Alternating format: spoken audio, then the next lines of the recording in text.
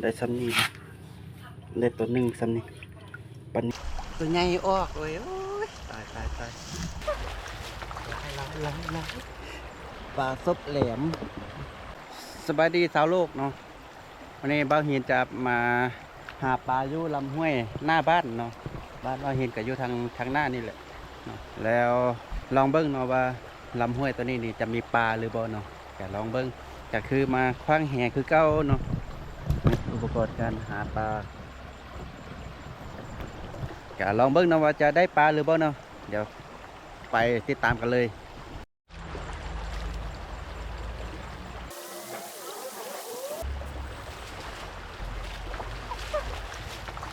ล้างได้หลายตัวเด้อแล้วก็มีนี่ปลาขาวเนาะ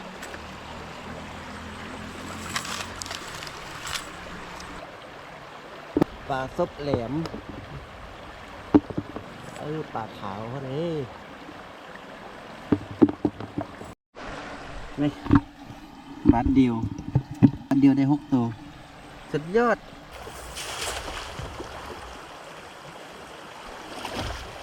ได้นี่ปลาขาวปลา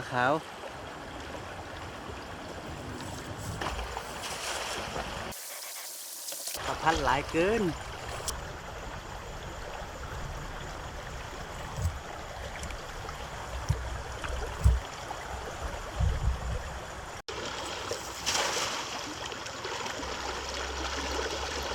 ตัวนึงหลาย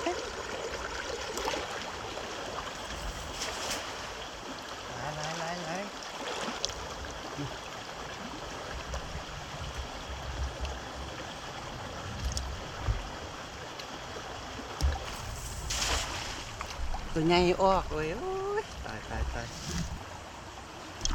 เกือบหลุด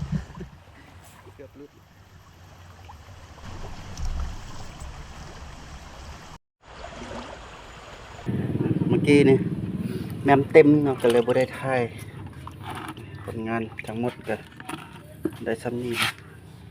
ได้ตัวหนึ่งซ้ำนี้ปลานิลเนาะ3 ฝ่ามือ